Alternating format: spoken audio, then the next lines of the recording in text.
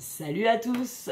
Aujourd'hui, petite vidéo pour déjà dans un premier temps vous remercier pour ceux qui m'ont souhaité mon anniversaire sur la recette du pont chantilly. Je vois que j'ai été trahie et qu'il y en a qui me connaissent bien et qui savent que quand je fais cette recette en général ce n'est pas pour rien. Donc merci à vous d'y avoir pensé, ça me touche beaucoup. Et du coup, pour cette occasion, je me suis dit tiens, j'ai envie de faire une petite vidéo pour traiter d'un sujet en fait qui est totalement d'actualité. Vous allez comprendre. En fait, je crois qu'aujourd'hui, vos jardins, si vous en avez et tout, sont en plein essor et que du coup, ils sont peut-être déjà abondants, que vous récoltez déjà peut-être pas mal de légumes. Et du coup, que des fois, peut-être, on se fait dépasser par le rythme de notre jardin, selon la grandeur qu'il fait, selon ce qu'on a planté. Et on a un surplus de légumes. Et dans ces cas-là, il y a plusieurs solutions. Qu'est-ce qu'on peut en faire? On peut le vendre. Pour ceux qui sont maraîchers peut-être, on peut le troquer si du coup on le fait de façon non professionnelle et tout, et que dans notre jardin on n'a pas tel légume et qu'un pote il a tel légume, on peut en échanger. En tout cas, on peut les cuisiner en direct, mais si du coup il faut pouvoir suivre le rythme de notre jardin, ou sinon on peut les conserver. Mais du coup, comment on peut conserver ces légumes-là? Moi, ça me paraissait important de pouvoir mettre ça en fait à l'ordre du jour, parce que je trouve qu'il y a une méthode dont on parle trop peu aujourd'hui, et c'est la lactofermentation. Mais la lactofermentation, finalement, on sait pas tellement ce que c'est, quoi. On sait qu'on peut les congeler, les légumes, on sait qu'on peut les cuisiner, on sait que il y en a certains comme les courges, les cucurbitacées, on les met dans la cave, les pommes de terre, et du coup, voilà, ça bouge pas. Mais au final, la lactofermentation, c'est quoi? La lactofermentation, en fait, tout simplement, ça va être conserver vos légumes dans un mélange d'eau et de sel. Et dans un bocal hermétiquement fermé, bien sûr, à l'abri de la lumière. Mais comment, comment ça se passe finalement et de quoi c'est venu? Alors, vous me direz peut-être que je me trompe, hein. Je ne suis pas sûre de moi à 100%, mais il me semble que la lactofermentation, elle est née bien avant Jésus-Christ, notre ami Jésus-Christ, donc voilà, en Mésopotamie.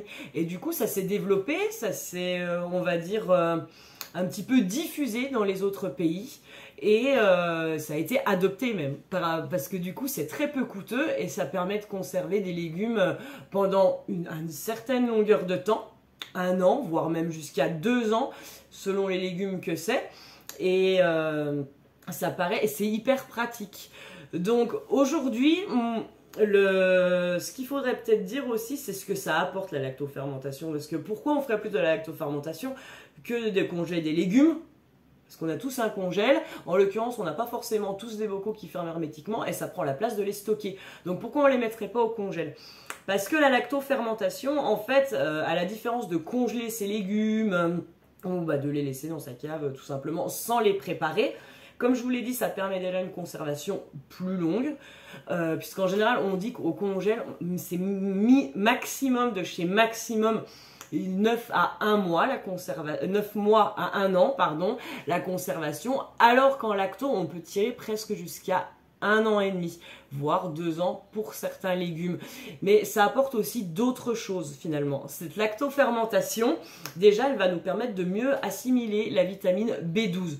Me demandez pas comment, c'est dans la réaction qui se produit entre le sel, l'eau, les micro-organismes qui vont être, les micro-bactéries, organismes qui vont être développés, si vous voulez, va faire que du coup, quand vous allez consommer votre légume, s'il contient de la vitamine B12, bien entendu, vous allez mieux l'assimiler.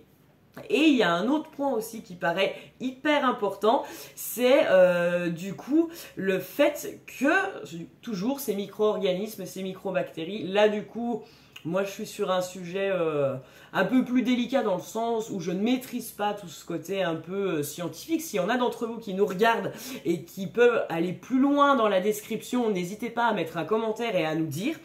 Mais pour en revenir, donc ces micro-organismes, ces micro-bactéries vont venir booster en fait toute votre flore intestinale, ce qui fait que votre tube digestif va être plus efficace, que du coup vous aurez moins de ballonnement, etc., etc. Cela dit quand même, attention, parce que si vous en abusez trop et que vous consommez que des légumes qui ont été conservés en lactofermentation, ça peut surbooster votre flore intestinale, le fonctionnement de votre tube digestif. Et donc du coup, je m'imagine, j'ai pas besoin de vous faire le dessin, je pense que vous aurez très bien compris ce qui peut en advenir derrière pour votre corps. Donc voilà. Donc ce qui est quand même pas mal sur le principe pour comment dire, on va dire un moyen de conservation très peu coûteux finalement, sauf vos bocaux bien sûr que vous devrez acheter au préalable. Je veux dire, de l'eau et du sel, c'est quand même à la portée de tout le monde, donc c'est quand même plutôt très pratique, très pratique.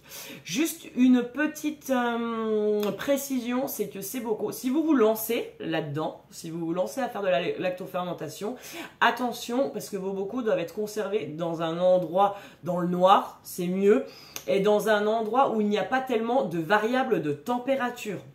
Attention, ne le laissez pas dans votre placard de cuisine par exemple, à côté des gaz, enfin du gaz, de vos plaques céramiques, tout ça, puisque avec quand vous allez cuire, quand vous allez cuisiner, il y aura des variables de température et c'est vraiment pas idéal.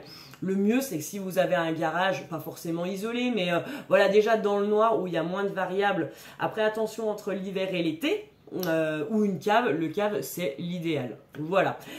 Du coup, en lien avec cette vidéo, je vous ai mis une petite fiche explicative qui doit se trouver là au-dessus, si je ne m'abuse. N'hésitez pas à la consulter, ça vous donne tout le mode d'emploi pour pouvoir y arriver. Et si ça vous intéresse, si vous voulez aller plus loin dans la démarche et que vous avez peur de ne pas faire comme il faut, demandez-moi et à ce moment-là, on fera une vidéo tuto. Ben écoutez, je vous remercie d'avoir passé du temps avec moi et je vous dis à très vite sur la page de Et toi tu savais. Ciao ciao!